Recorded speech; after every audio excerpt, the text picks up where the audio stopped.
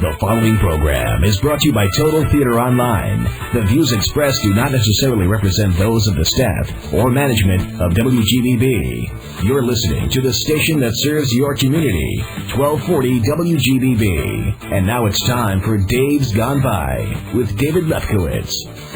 Well, there goes the Daverhood. Welcome everybody to Dave's Gone By, an hour of music, talk radio, and comedy brought to you each week by Total Theater on this station that you're listening to, AM 1240 WGBB Freeport, and live streaming audio on davesgoneby.com. It's Thursday, July 29th, Coronation Day for John Kerry at the Democratic National Convention in Boston. We've been leading up to this all week, trying to show a unified front, trying to have a positive message because Americans are a little tired of negativity and bush bashing. Well, some Americans are tired of it. People can bush bash all they want, in my opinion. The surprise for me is that the three major networks did not cover most of the convention. I mean, they reported it on the news, and they sent correspondents there for the pre-show, but the actual primetime convention was shown only on the cable networks. Not that I watched any of it. We're long past the days when political conventions were a dogfight, and you weren't 100% sure till the delegates were halfway counted whom the clear winner would be. But this year, of course, the Dems are desperate to be one big happy family, everybody working together to chop down the ugly bush that's tangled itself around the White House. Why we couldn't get the Democratic Convention in New York, and Boston get the Republicans is beyond me. It's going to be fun trying to navigate Manhattan at the end of August.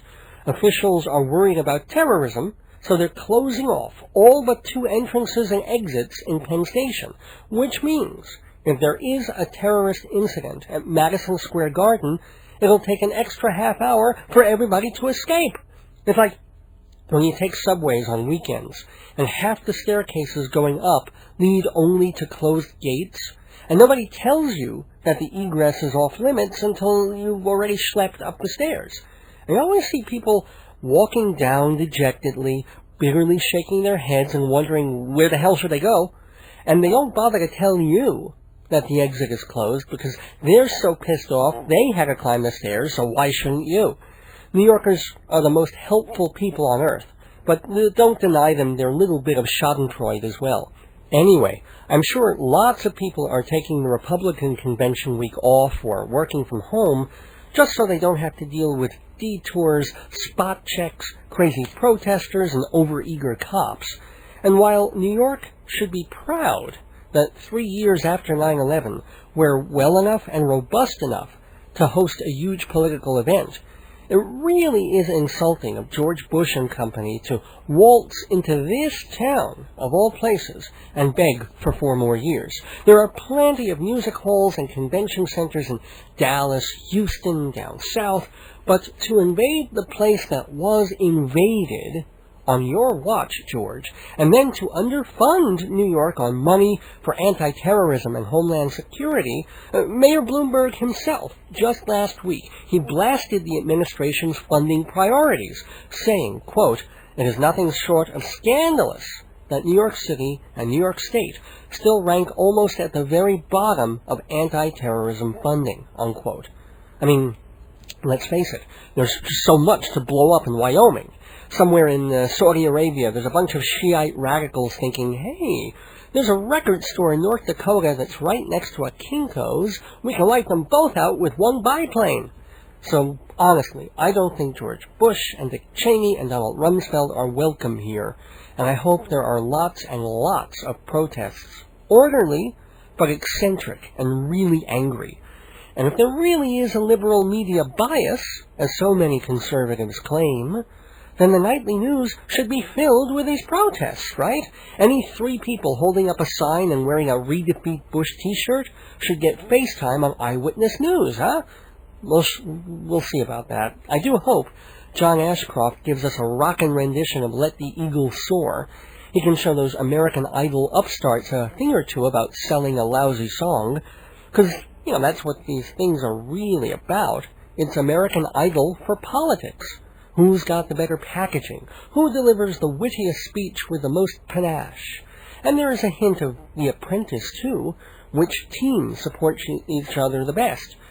The ragtag let's put our bickering behind us Democrats or the old boy network Republicans?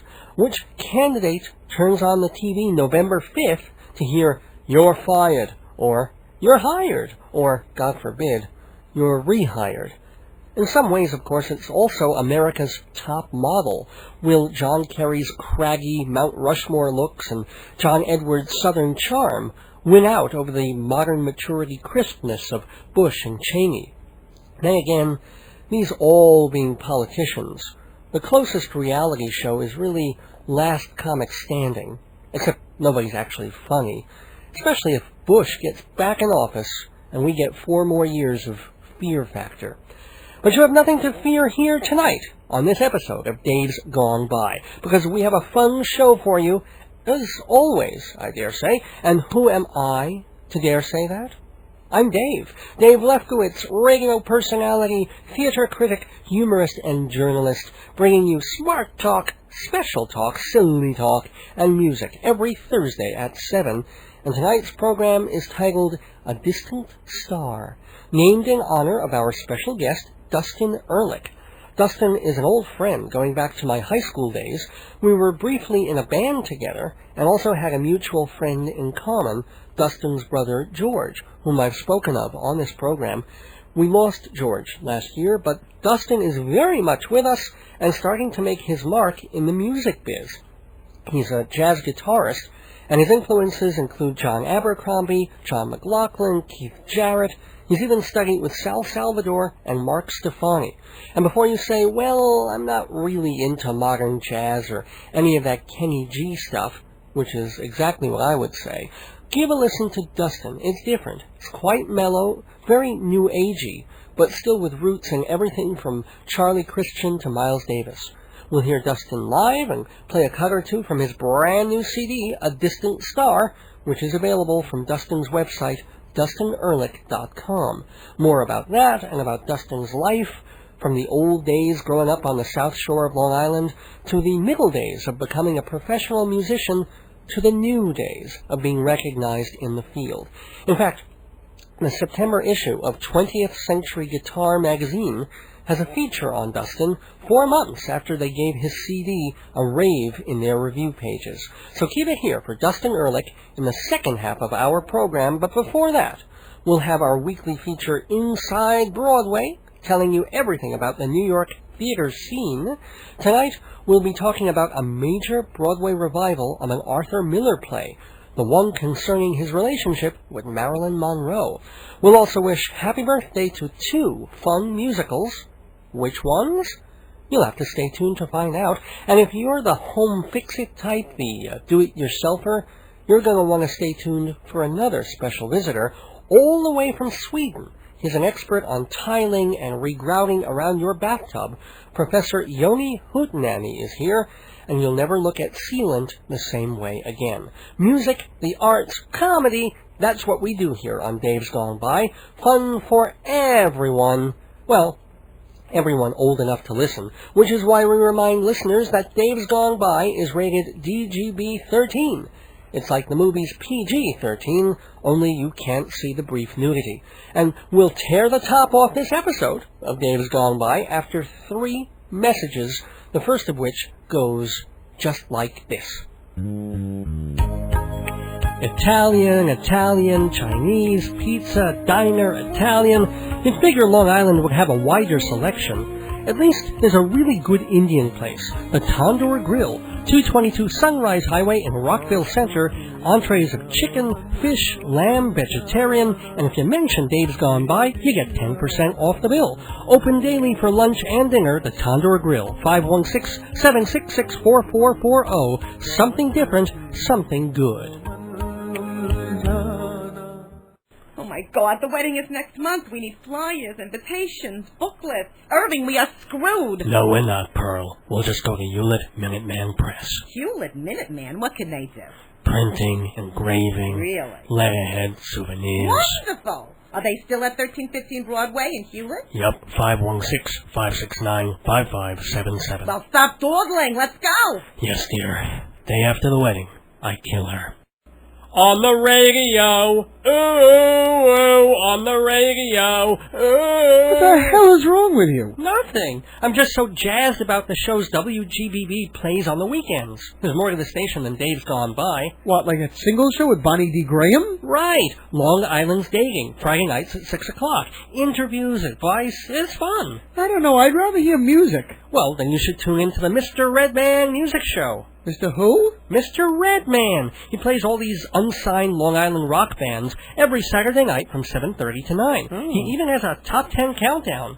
Is he funny? Well, he tries to be. Because the guys after him, Mikey and Jimmy, they're pretty funny. Oh, yeah, they do a comedy team zoo kind of thing. The Mikey and Jimmy Show, 9 to 10 on Saturdays. What about Sunday nights? Anything good on then? Like, duh, Joe Salzone, 7 o'clock. Ah, he's that political conservative guy. What is he, like 20? Yeah, still young enough to have an open mind and a sense of humor. So you see, 4 different shows for you to listen to on the weekend. Long Island's Dating, Fridays at 6. Mr. Redman, Saturdays at 7:30, followed by Mikey and Jimmy at 9. And Joe Salzone, 7 p.m. on Sundays. Well, that's a lot of good shows. Sing it with me now. On the radio, ooh, on the radio, ooh, on the radio. Inside Broadway, brought to you by Total Theater's Performing Arts Insider, your everything theater guide.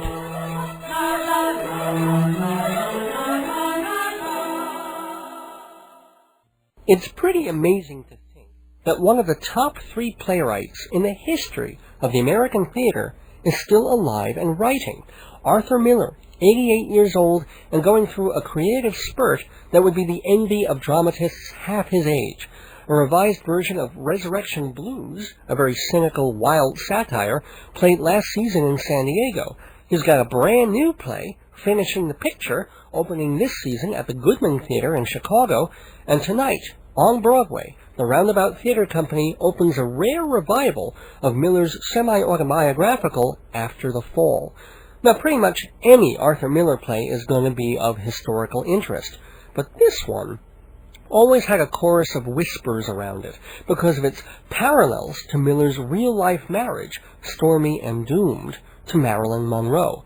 After the Fall is a memory play delving back into the unhappy life of a lawyer. He's had 2 failed marriages, the second one to a world-famous glamour queen. She's played by Carla Gugino of Spy Kids fame and the short-lived TV series Karen Cisco. Opposite her is Peter Krause of 6 Feet Under fame. I haven't seen this production of After the Fall yet, and I really don't know the play, but it does seem to follow a pattern that Miller comes back to repeatedly, especially later in his career. He'll start with a man at a crossroads in his life, and then go back in time in a fragmented, impressionistic way. Miller did this to surprisingly comic effect in The Ride Down Mount Morgan, and to really boring effect in Mr. Peters' Connections. Even the last scene in Death of a Salesman at the graveyard is kind of a summing up. Early word on After the Fall during previews has been mixed, but Carla Gugino's been getting raves and already seems a shoo-in for a Tony nomination, but I'm getting ahead of myself. The Broadway season has just begun, and there's 10 months to the next Tonys. Want to keep up on everything that's happening between then and now? Here's how. Subscribe to Performing Arts Insider Theater Magazine, a Bible of the industry for more than 60 years. Performing Arts Insider tells you when shows are opening, who's in them, what they're about, and whether they're worth your time and money. And if you are in the theater, television, or film industry, you need Performing Arts Insider's contact information for producers, managers, publicists, and agents. A 1-year monthly subscription to Performing Arts Insider costs $160. Expensive, but worth it. Mention Dave's Gone By and get 20% off the regular price. That's $32 off, now through August 31st, 2004. Call 516-295-1511. Not yet ready to subscribe? Get a single issue of Performing Arts Insider for just $10, including postage and handling. That's a discount, too. Just order before the end of August, 516-295-1511, or visit TotalTheater.com and click on Performing Arts Insider. Makes a great gift for any occasion, including birthdays and anniversaries. And we've got a couple of Inside Broadway birthdays to celebrate tonight. First of all, happy 1-year-old Avenue Q, the little show that could, opened at the John Golden Theater July 31st, 2003. Small budget, small cast, small scale. The show premiered the season before at Off-Broadway's Vineyard Theater. It proved to be so hip and fun and charming. Producers just had to take a chance and move it uptown. Well, the risk paid off big as the show recouped its investment. It then won Tony Awards for Best Book, Best Score, and Best Musical, beating out the more heavily favored Wicked. And the producing team behind Avenue Q had another surprise up their sleeve to rock the industry status quo. Instead of bringing their Tony Award-winning musical on tour in the usual way, they're skipping the bus and truck route and instead doing one single long-term run in Las Vegas. It's another gamble, but hey, we're better to gamble than Vegas, right? And our second birthday show is Off-Broadway's I Love You, You're Perfect, Now Change, still running at the West Side Theater on West 43rd Street. It's also a small-scale musical, just 4 actors, no huge sets, no pyrotechnics. It's a revue, with a bunch of comedy songs about dating and mating. The show opened on August 1st, 1996, and has since been seen in 150 other countries and played to more than 700,000 people off-Broadway alone. Not only that, 44 times during the run, a guy in the audience surprised his date by popping the question right there on stage. Mercifully, all 44 girlfriends said yes.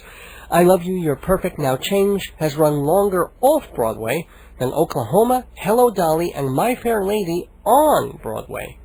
And the guys who wrote it, they're composer Jimmy Roberts and librettist Joe DiPietro. DiPietro will have more to celebrate this season. He's got a new musical coming to Broadway called All Shook Up. It takes the hits of Elvis Presley and works them into a whole new story, kind of like what Mamma Mia did for the songs of ABBA. Will audiences love the new show, think it's perfect, or want it to change? We'll keep you posted on Inside Broadway. We've just been Inside Broadway from Performing Arts Insider and TotalTheater.com.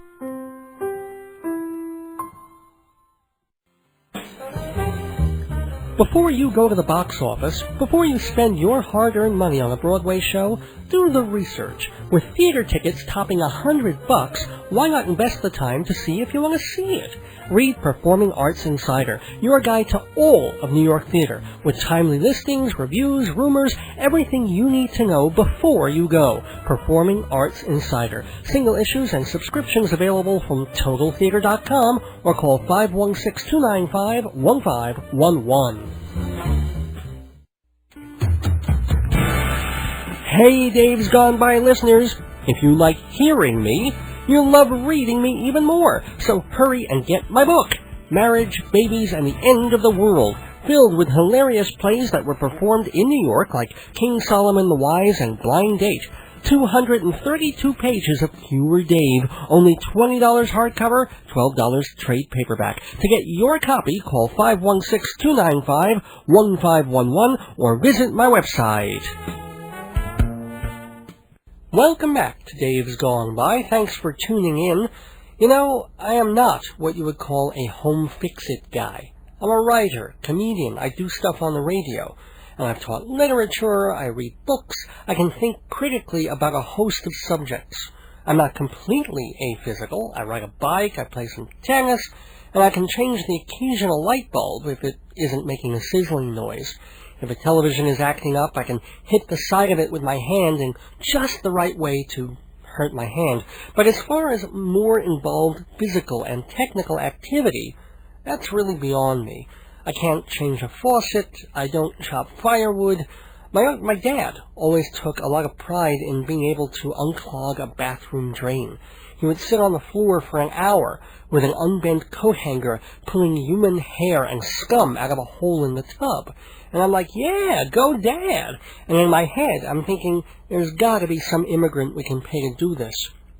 So there are a lot of pretty basic home decorating things that I could presumably do.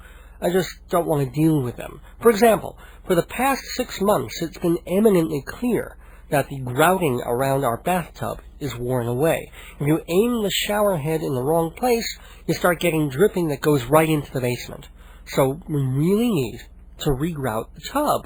And my wife is a lot handier than I am, and she enjoys it. Her dad taught her a lot of hands-on tinkering, and she's wanted to redo the tub for ages. But she's extremely busy, and when she's not busy, she's exhausted and doesn't want to spend half a day scraping up old grout and then doing detail work with a trowel and caulking gun. So, I'm thinking about doing it myself, just to give her a break and get the job done. I mean, if the people on While You Were Out can do it, why not me, right? But as I said, this is not my general purview. I know sort of what to do, but I really wish I had some expert advice to guide me in the process. Well, just so happens, I was able to find someone, an expert on bathroom remodeling, and he said he would be happy to give me some tips on grouting the tub. And then I figured, wait a minute, let me share this. I'm sure many of you listening also have home repair projects you're procrastinating over.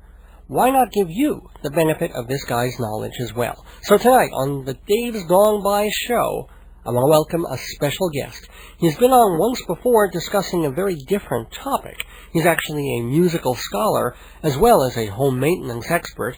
He's assistant chair of domestic repair at Sweden's Linköping Technical Institute, located in the suburbs of Linköping, Sweden. So get your notepads and toolkits ready. Please welcome my very special guest, Professor Yoni Hutnani. Handyman Yoni, teach us what you know. Thank you, Dave. You know, there really is no greater secret to keeping your bathtub in tippy-toppy condition.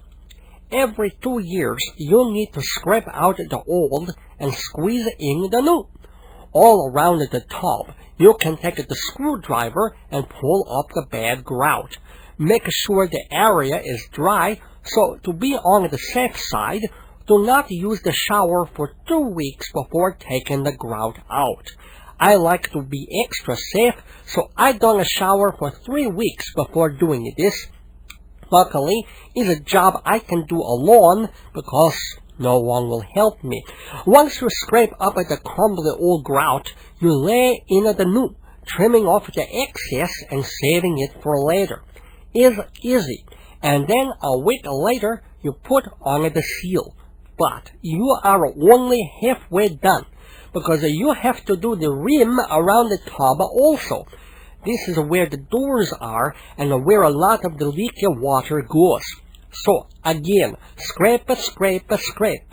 Clean up the area, and then fill in. But this time, instead of grout, you have to use your caulk. C-A-U-L-K, caulk. People say, Handyman Yoni, what brand, what size, what color should my caulk be? I tell them, everybody has a different caulk. Some has a very, very small pink caulk. Some has a very big black caulk. You have to have the right caulk for you. If your caulk is too small, you'll not be able to control it.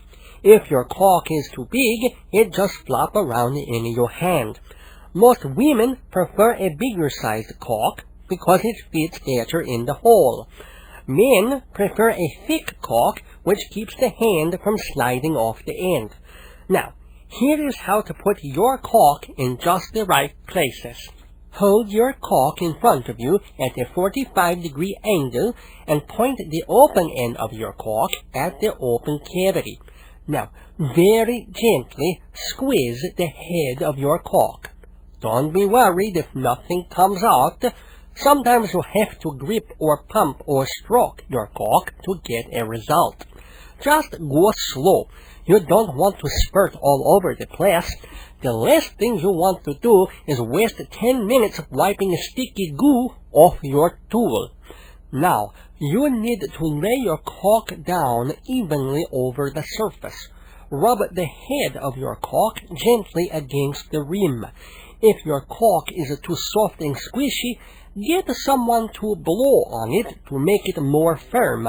A good blow job can harden your caulk at no time. But if your caulk is too stiff, it's very tough to concentrate on what you're doing. So, you need to make it a little softer by soaking it in warm water. Get a friend or family member to soak your caulk for you. Only if you are very experienced should you try to soak your own caulk. Caulk soaking is a very difficult skill. Now, after you finish squeezing your caulk dry, it's important to clean up the mess you make. You don't want young children playing with your caulk, as this could traumatize them, and make sure you hide your caulk when you're not using it. Tell your children, don't touch anybody's caulk, even if they want you to. Don't ever eat caulk, no matter how good it looks. You could choke on it. Don't let anyone's caulk get inside you. Well, I wanted to thank Dave for letting me talk about caulk on the radio. For more information and lots of full-color pictures, please buy my book, You and Your Caulk. It shows you how to make the most of your caulk, big or small. This is Handyman Yoni, wishing you the 3 most important things in home repair: preparation, safety, and Kleenex. And remember, be good to your caulk, and your caulk will be good to you. Thank you. Come on, yeah. Hey girls, gather round, because of what I'm putting down. Come on, baby, I'm your handyman. I'm not the kind to use a pencil rule. I'm handy with the love, I'm no fool. I fix broken hearts, I know I really can.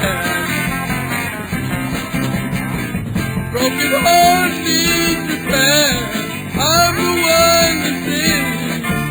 I whisper sweet things, you tell all your friends, they'll come running to me. Here is the main thing I want to say, I'm busy 24 hours a day. I fix broken hearts, I know I really can.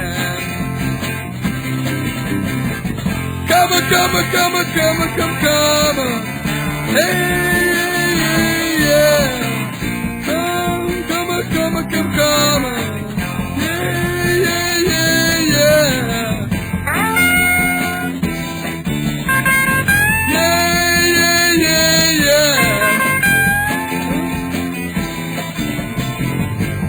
I fix garbage disposal, I'll fix your shower door, I'll change your furnace filter, I'll change your lock, I'll fix everything.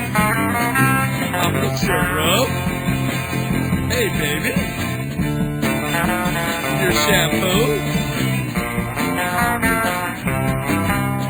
I'll mow your lawn for you, I'll make your bed. I'm your handyman.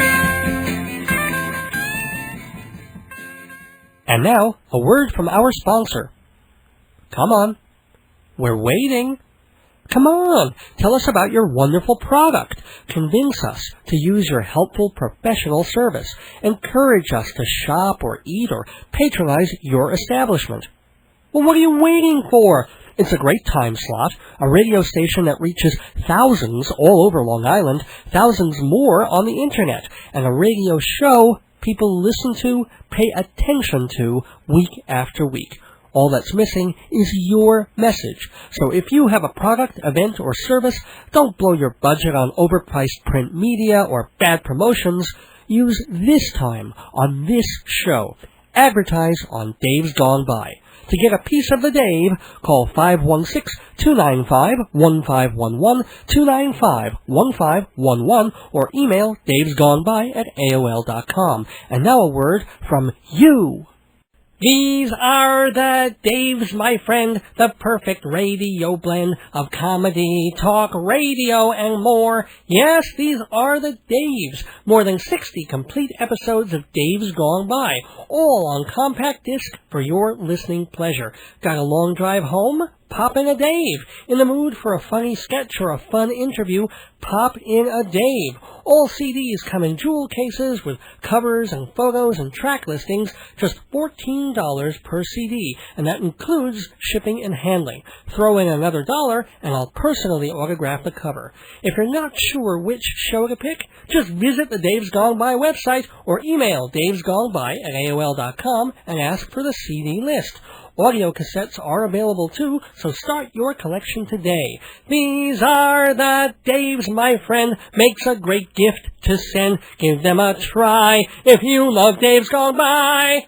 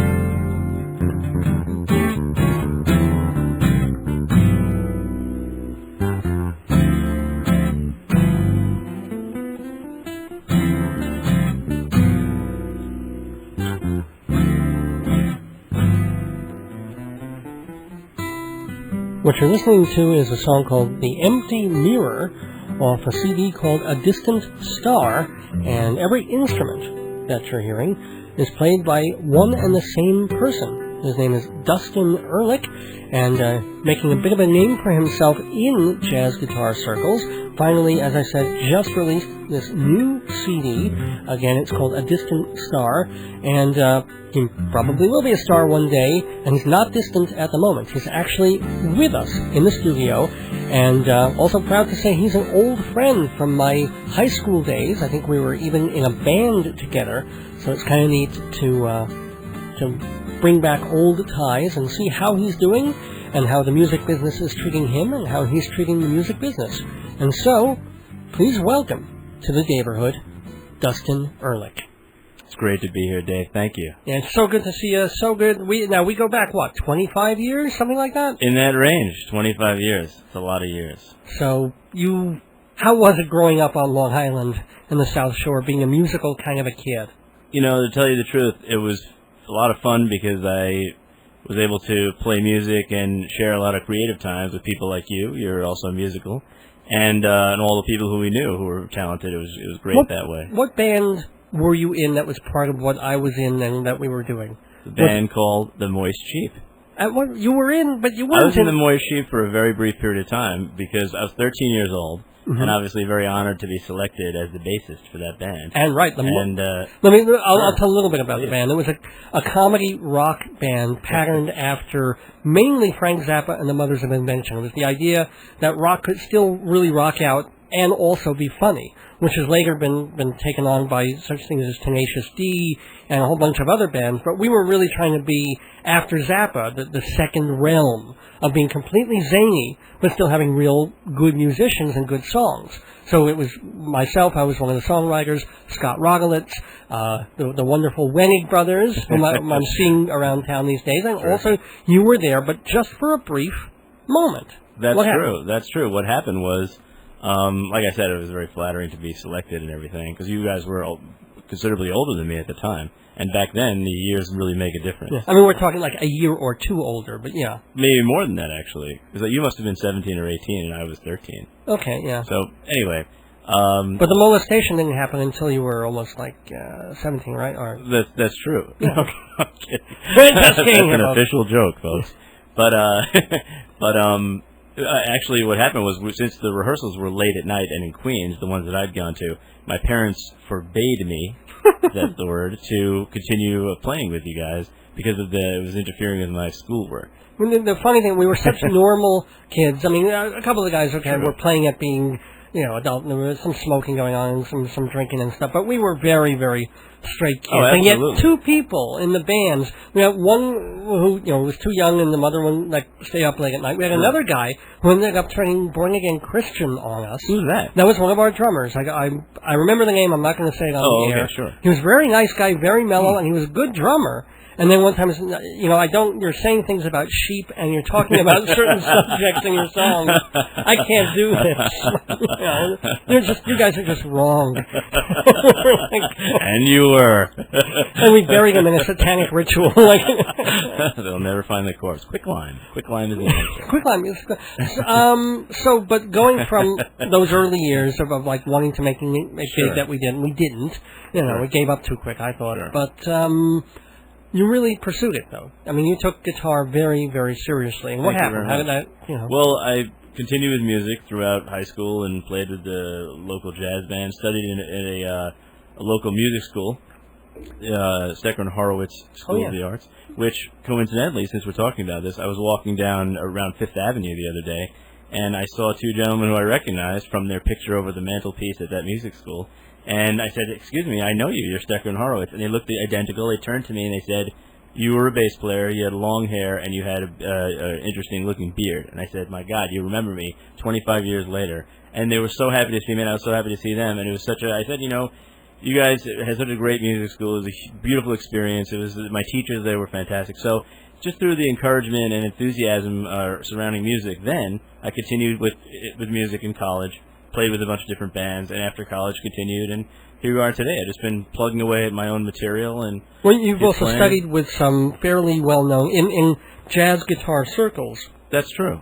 Some fairly known people, such as... That's true. I studied with Sal Salvador for a bit back in the early 90s, around 93 or so. And I studied with... that was in New York. Didn't America attack Sal Salvador at one point? That's true. And he fought back using his guitar. The weapon that kills fascists, the guitar. It was camouflage guitar. Right. But then I also studied with Mark Stefani before that, who's a San Francisco guitar teacher, who's pretty well known also. So those were great experiences also. Well, one of the things that we were doing while I was planning this interview with you is I asked you what you listened to, what music you were into, because the guys I was with and myself, we were all Dylan and the Bowie era and Zappa and rock and roll and Tom Waits, stuff like that. And you almost drew a blank on all these things, and the list of influences and people that you listen to are so different. Who were they, or are they? Interesting. Back when I was a teenager, I mostly listened to a lot of progressive rock stuff like Genesis, Emerson, Lake and Palmer. I also listened to a lot of punk and hardcore, GBH, MDC, Motorhead, stuff like that, and some metal, Iron Maiden, etc. And but really was definitely more of a Genesis, Mike Rutherford kind of inspired. Greg Lake, bassist who also played guitar, because I played guitar also from the age of 13, guitar and bass. So that dual identity, if you want to call it that, it really spoke to me because I had that in me. So I continued with that model, playing bass and guitar. And later on, got into jazz. First Charlie Parker through some of the stuff we did in school. And then later on in college, got very into Coltrane and also other jazz guitarists, Barney Kessel, Tal Farlow. And more after that, into John Abercrombie, Ralph Towner, Terry Ripdahl, some of the artists associated with the ECM sound.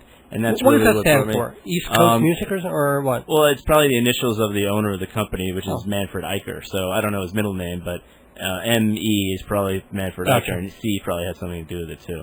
Well, let's get to a little bit of music, because you have Sure. a CD out. Congratulations. That's true. Thank you very much. On which you play, like, all the instruments, like that That's Paul true. McCartney 2 record. That's true. Where you Thank did you. everything, you know, Thank and you. was that a conscious choice? You just either didn't want to work with any other musicians, or you just, hey, I can do this, and I want the sound to be just me. Well, interestingly enough, I mean, as we've talked about my musical history, I've had a lot of different types of experiences. I played with some very good people, some people who maybe weren't so good or weren't as committed to the same direction that I had, and that's totally fine. So the time came when I'd been looking for people to play with, and it really came a point when I said, you know what, the quickest route to get to my destination, which is to get the first CD of my music out, is to do it myself, because I'm spending an awful lot of time looking for other people who are as committed to my goals as I am. And I can play these instruments, so why not do it myself? I know what I want to hear and what sounds good to me, so it was the easiest way to do it. It does sound good. Thank you very much. It's really professional. It's a CD. Thank you very much. It's for I real. It's appreciate called that. A Distant Star, and the track we're going to hear right now off the CD, you're going to play something live in a bit, but what's the track we're going to play? The track we're going to play is called Clouds.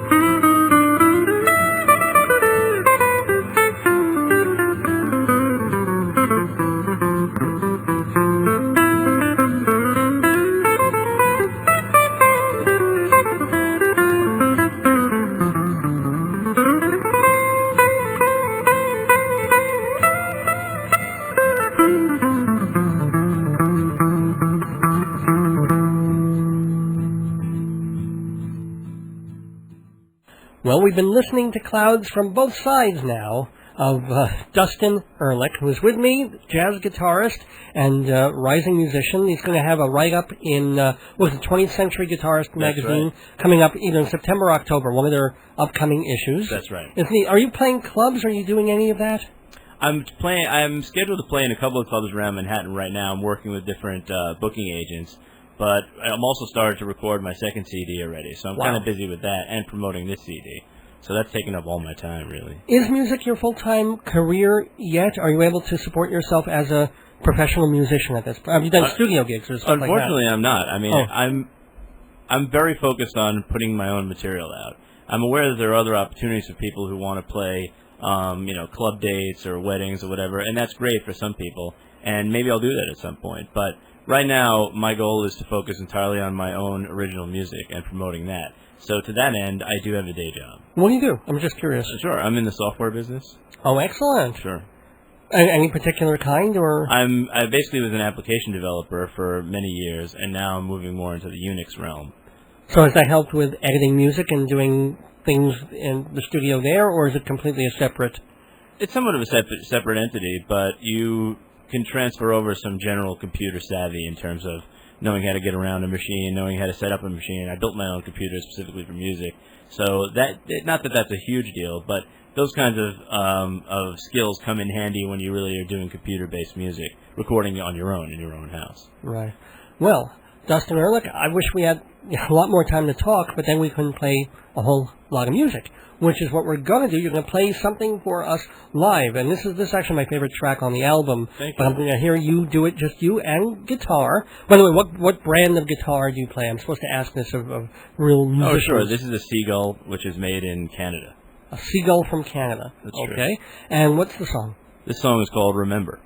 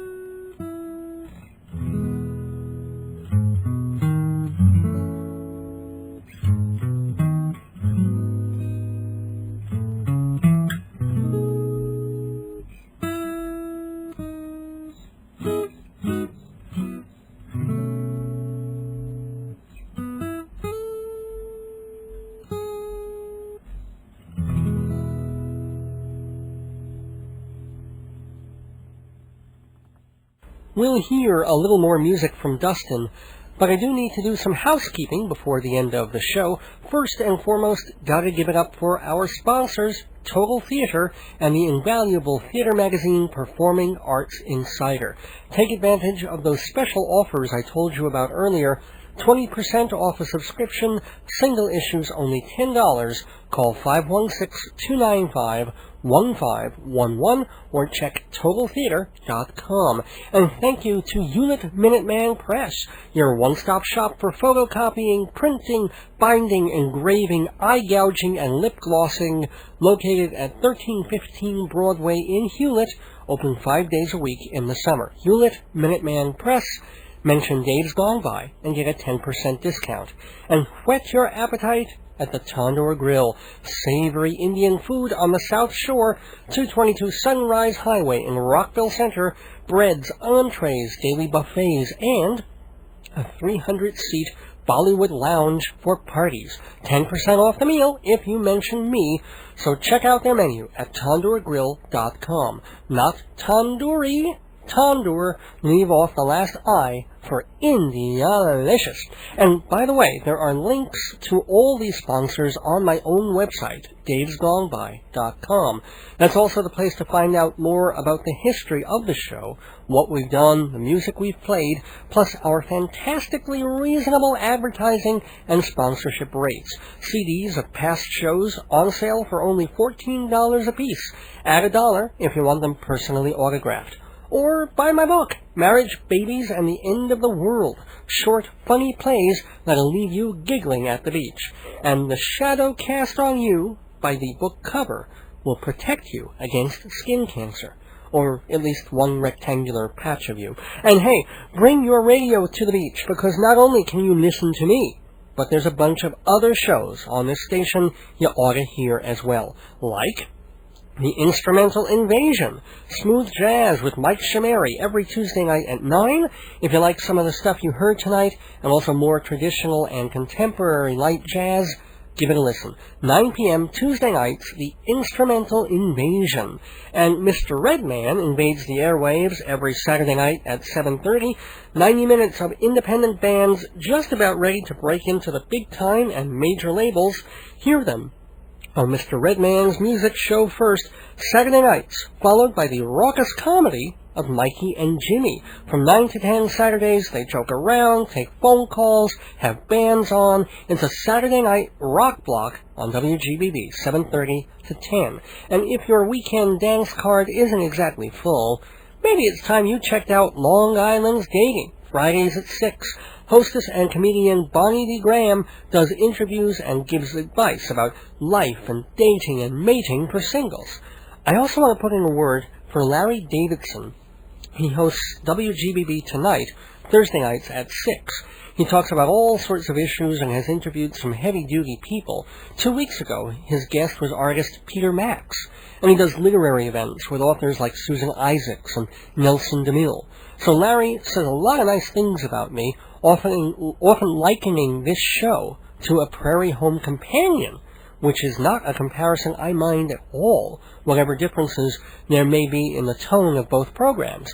Anyway, thanks, Larry, and listen to him hosting WGBB Tonight, Thursdays at 6. And finally, Joe's back, Joe Salzone, back from his month-long vacation to host Your World with Joe Salzone, Sunday night at 7. It's a political talk and commentary program, fast-paced, conservative, but open-minded. Joe let me guest host a couple of the episodes while he was gone, and last week I was a guest debater, as opposed to a master debater, which co-host Steve Canzaneri took the reins.